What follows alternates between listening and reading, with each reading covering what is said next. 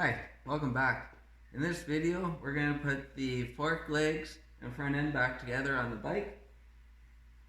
So as we can see, I got one fork leg on, and we're about to do the second one. I'm going to walk you through it step by step on how to do it. Don't forget to subscribe and click the notification button, and go check me out on Instagram. Alright, let's get started. Alright, first thing we're going to do is get the lower chrome piece on. So I have labeled my chrome so I know where it came off of. So I just put lower right, so I know it's on the right side of the bike and it's the lower one. There is 3 screws on it, or bolts, that come from the top. You also got to make sure that you get your bracket on for your front brake lines. So I'm going to bring you in closer so you can see a little better. So right on the top here, this is looking down, we can see our holes, and then on the back side, the bracket, it will sit like that, and we're going to screw down from the top down into the bottom of the chrome piece. I'm also going to put some never seeds on these bolts when I put them in to make sure that they always come out nice and easy, that they don't get corroded or anything inside.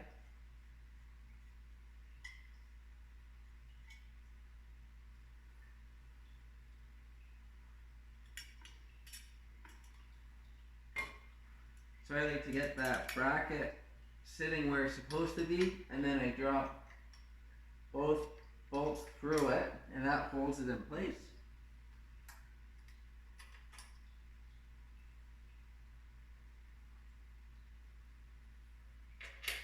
And then I can grab my front one, and they just thread right in, so let's get them all started.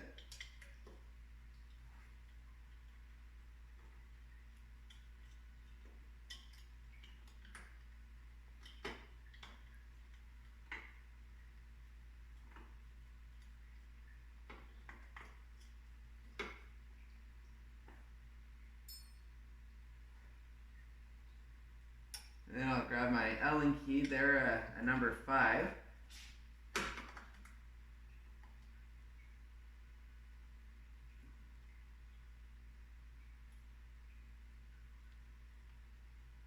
And I'm just going to loosely bring them all up to snug, and then once they're all where they're supposed to be, then I will tighten them up the rest of the way to the actual torque spec.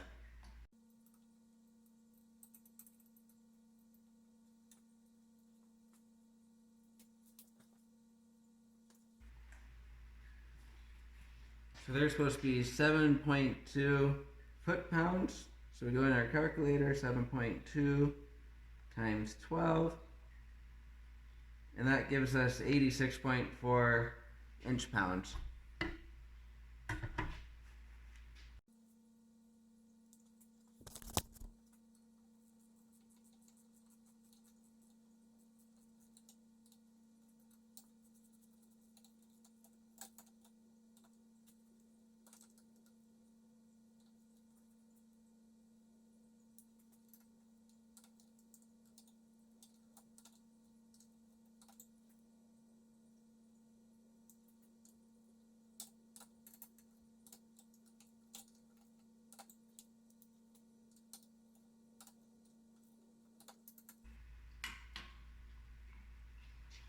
Alright, those are torque.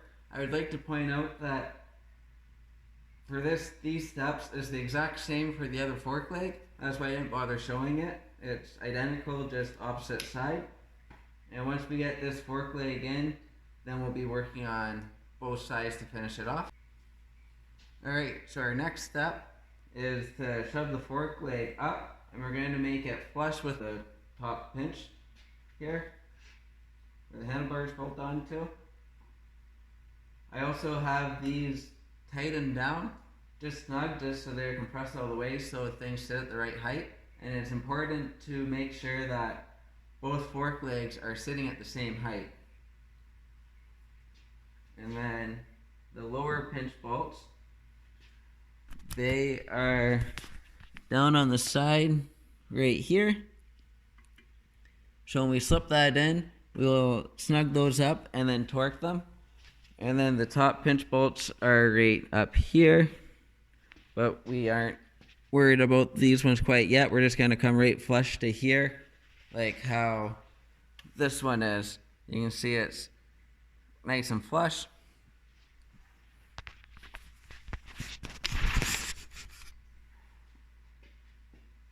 And these on the lower pinch are a 6mm Allen key, and on the top they're a 5mm Allen key, and they are two different torque specs.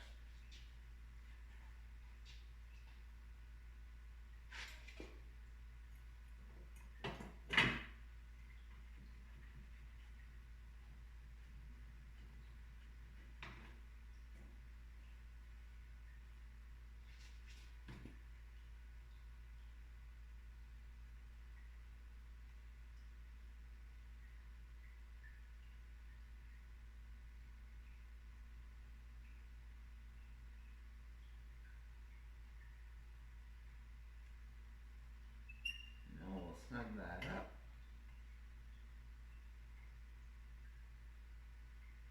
Once you get one snug, you're able to let go and work with both hands again.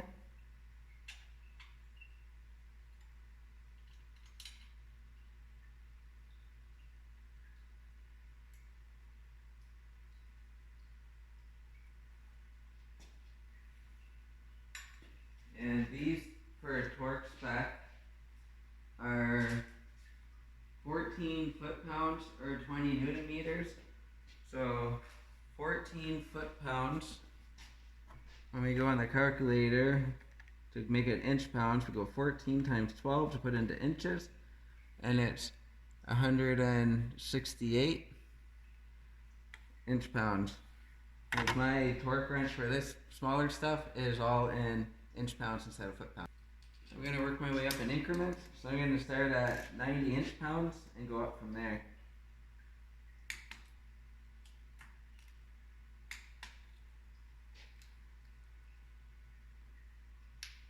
Now I'm going to go 110.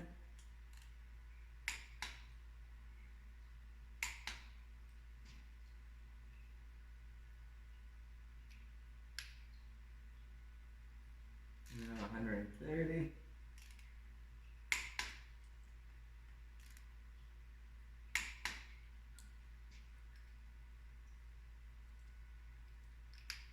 And then 150.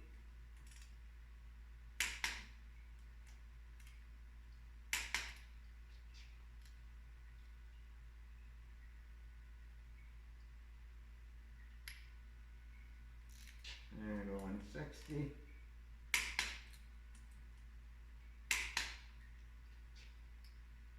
And then I'm going to round up to 170.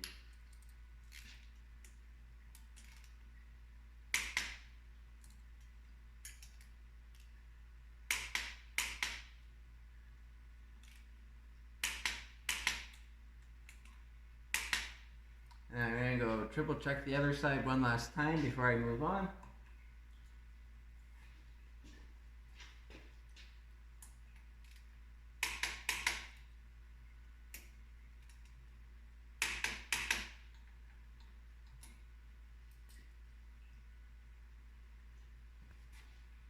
Alright, now the next step, we got to pull the handlebars and the upper pinch right off.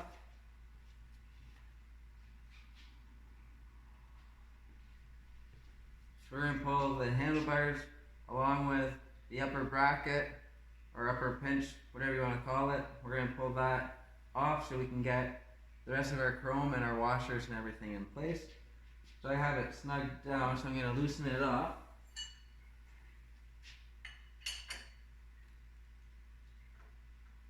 And it is just that very top nut right here is what we're taking off.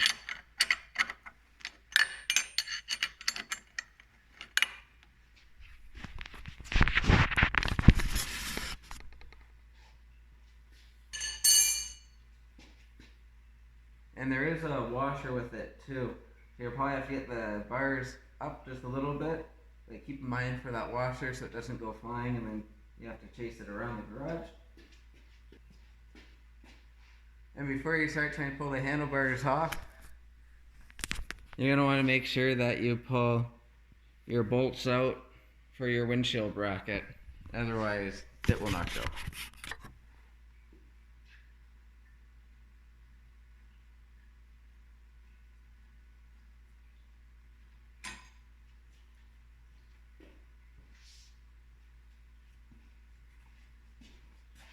And you'll also want to make sure that your lines are all free.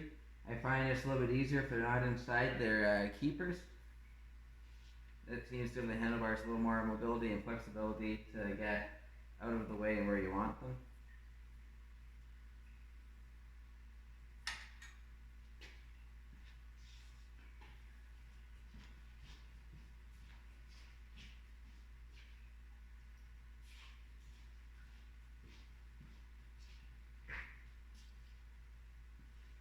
And I'm going to put a towel down just so I have something for the bars to rest on without getting any scuffs on them.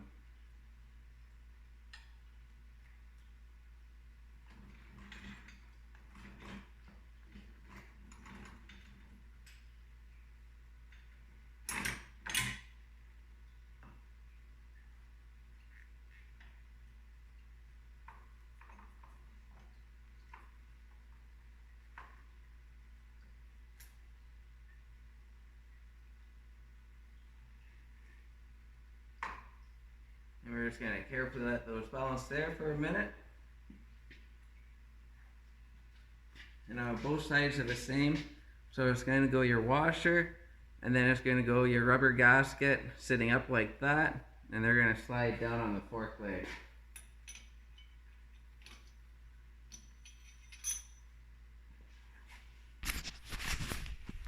So they should look just like that. So it's washer, rubber, and then our upper chrome just sits right on top of that. So when it sits on, it's just sitting right in there like that. And that rubber lip keeps it from moving all over.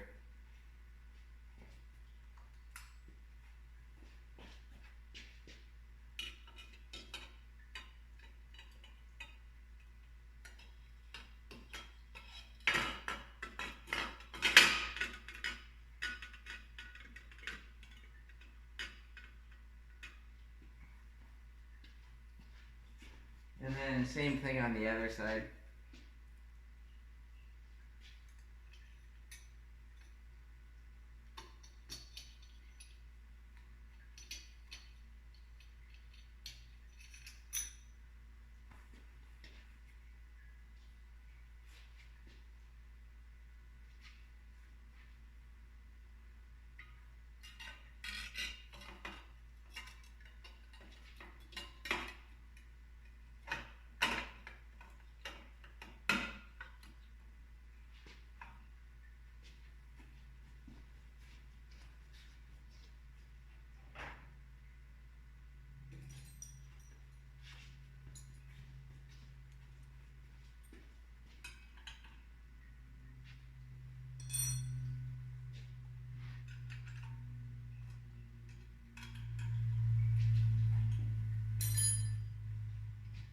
My windshield bolts are a little bit closer on this side for whatever reason, so I'm just going to back them out a little bit, just give me a little more room away from the chrome.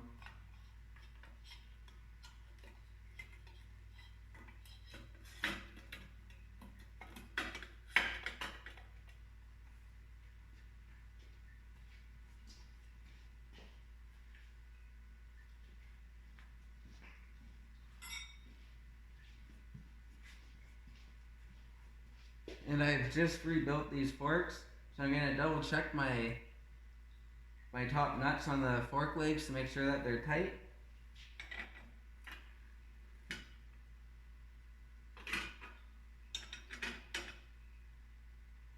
They're good. There's no torque spec in the manual for them, so I just bring them up to snug.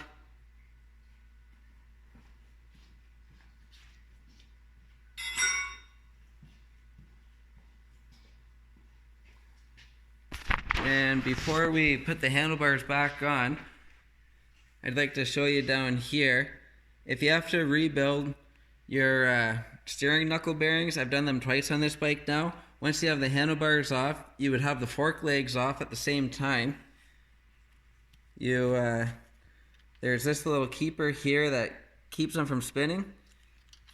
And these are two separate nuts. So you just take a hammer and a chisel, you pull that piece off so they can spin without trying to spin with each other, and you knock the one off, and then you knock the other one off, and the whole rest of the steering knuckle will drop out down the bottom, and then you can hammer your bearing and races out, or take your bearings out and hammer your races out, and then put new ones back in. I usually take the old races and I take a Dremel and I grind them so they move freely in there, and I use those to hammer in the new races. That seems to work pretty good. I've done them twice now on this bike, but I have 146,000 kilometers on it. But they were giving me, the first time they had a lot of play, and then the second time I got a really bad dead spot. It was outside a lot in the rain one summer, and it seemed to, I think that was the root cause of taking them out. But now with our chrome pieces on, we're ready to throw the top of the steering back onto the bike.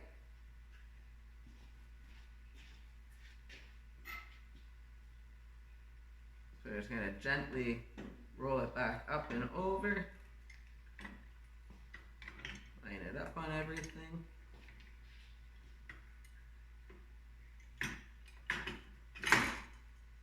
It is a little bit easier if you have a second person, but it's definitely doable all by yourself.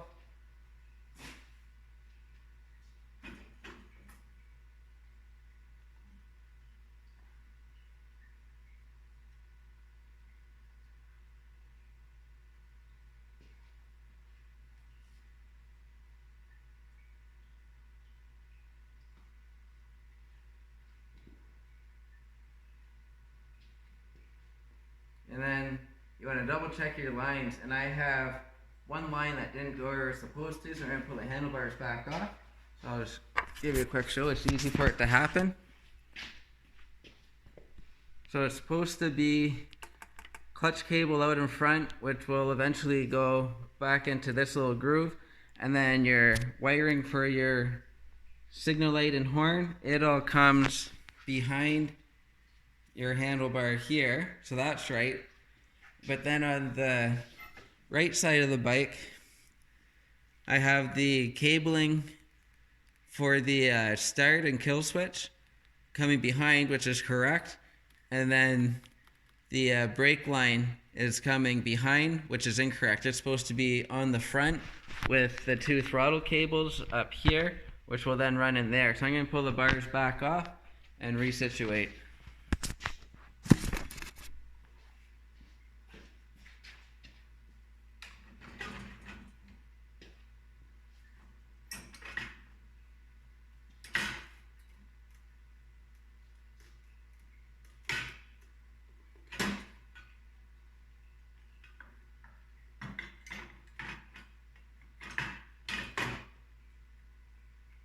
Perfect. So it's not too big of a deal if you notice it now. If you finish getting everything together, then it's a bit of a pain because you gotta pull all that apart to reroute it.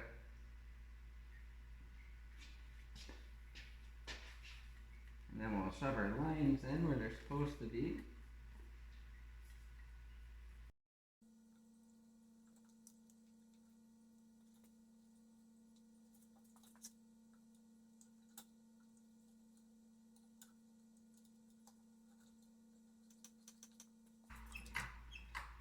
Good time to check and make sure everything works free. And I'll show you the proper routing. So we got on the front, coming from our throttle, and this is our brake line, comes down into that keeper, keep them where you want them. This piece here that's for my radio for my fairing. So if you don't have that, a radio on your bike, you don't got to worry about that. That was an add-on aftermarket. And then on the other side, we got just our clutch cable running through the keeper, and I also ran my stereo wire through there. just because.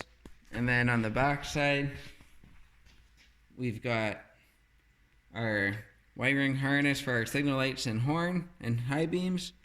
And then on the other side, coming behind, we've got for our starter and kill switch. So that's the proper routing of all the cables. Alright, now our next step is going to be to put the steering knuckle nut back on, or steering head nut. I'm going to throw my key back in the ignition so I don't lose it. So we're going to go washer and then nut.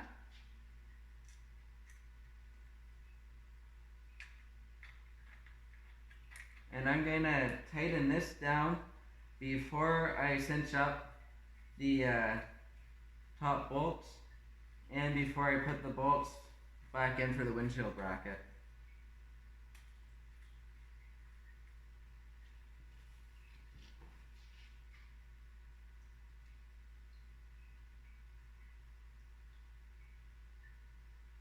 So your steering nut is supposed to be 94 foot-pounds or 130 Newton meters.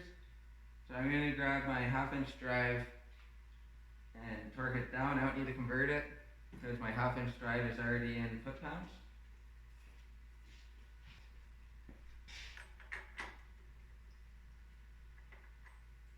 And it is a 27 millimeter nut.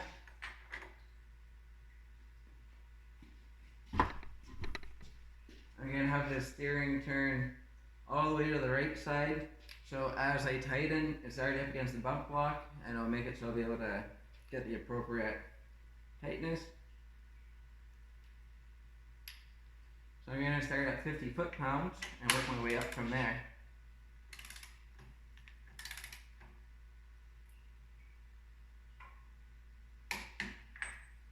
The reason we don't tighten up the other pinch bolts is because we want to make sure that that piece is all the way down before we start tightening. Otherwise it's going to be kind of fighting each other, so we want to make sure everything's loose so everything sinks down the way it's supposed to, and then tighten those up.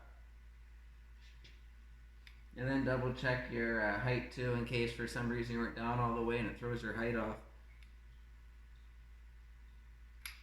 Now I'm going to go to 70 foot-pounds.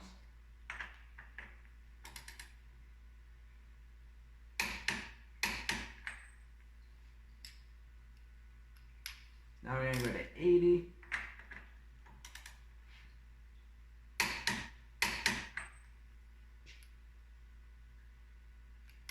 Now I'm going to 90.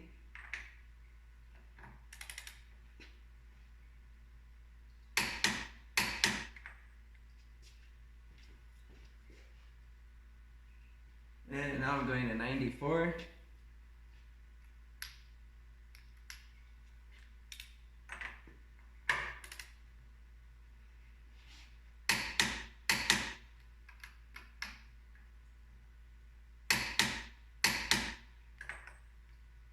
Perfect.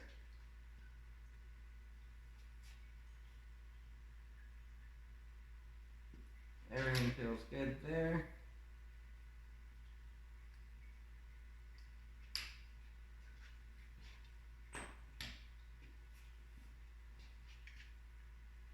And now I'm going to tighten up the upper pinch bolts, and they are tightened at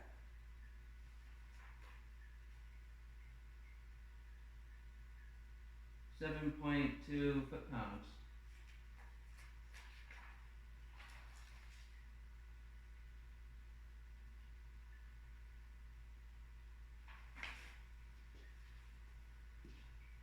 So 7.2 foot-pounds was times 12, 86.4.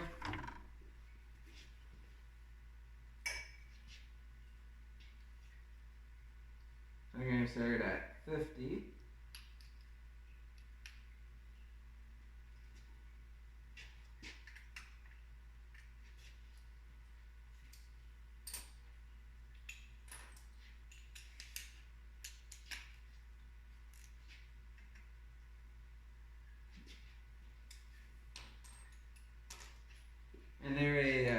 5 mil.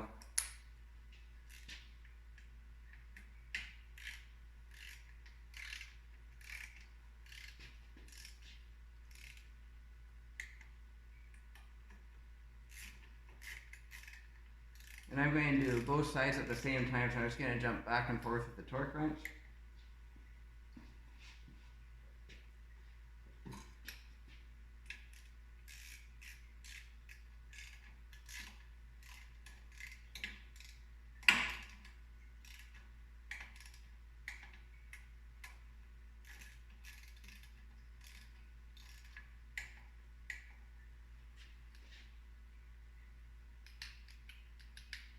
Now we're going to go to 70 inch-pounds.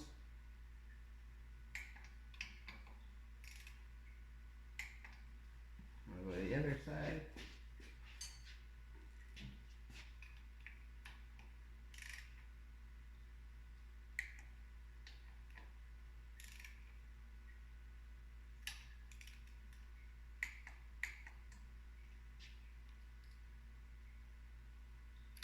Now I'm going to 80.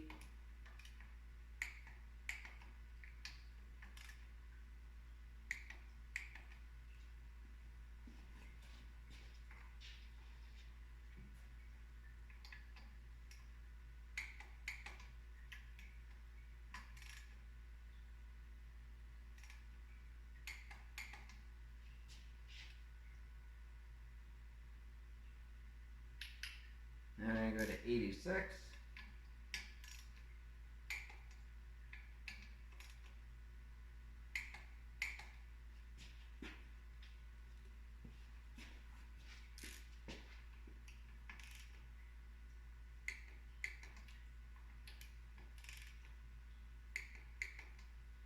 And then I'm just going to round up to 90, and then I'm going to call them good.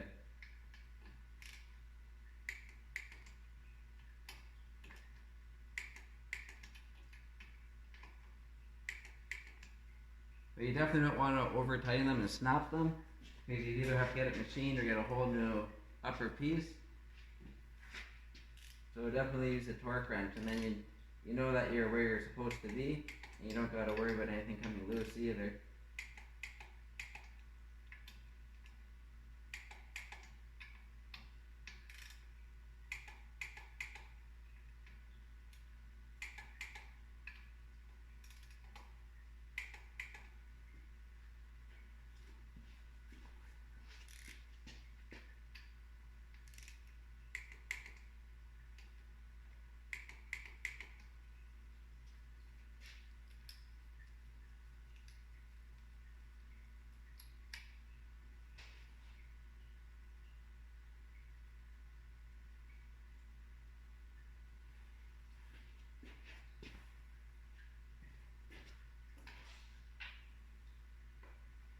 And then last thing we're going to do is put our upper bolts back in. They still have some never sees on them, so I'm not going to re-never sees them. And they should just line up and screw in nice and easily.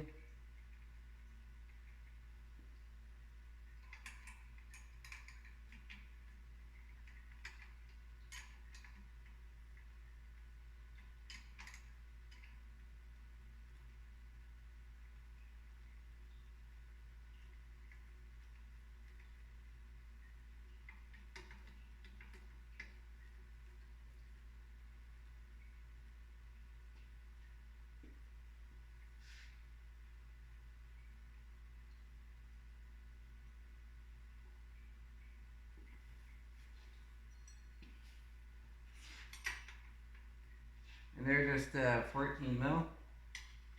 And I'm just going to tighten them up snug.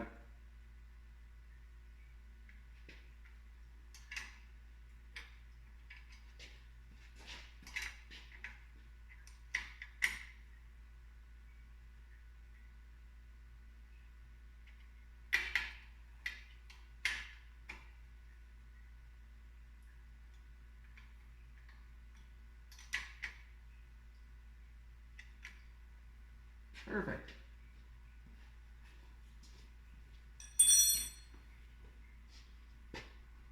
Alright, I'm going to end this episode here, and I'm going to make another video on putting the front fender on, the wheel on, and cleaning and checking your brakes and how to do that.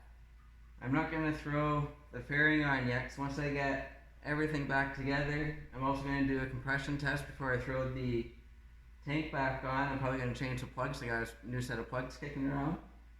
And then I'm going to change the drive belt on it. And then I'm going to take it outside, wash it, wax it, so I can get all this area really good before I put the fairing back on, because it's almost impossible to get here. And it's pretty dirty. I like to get it clean. I like to keep it looking good. So that's the end of this episode. I hope you found that helpful.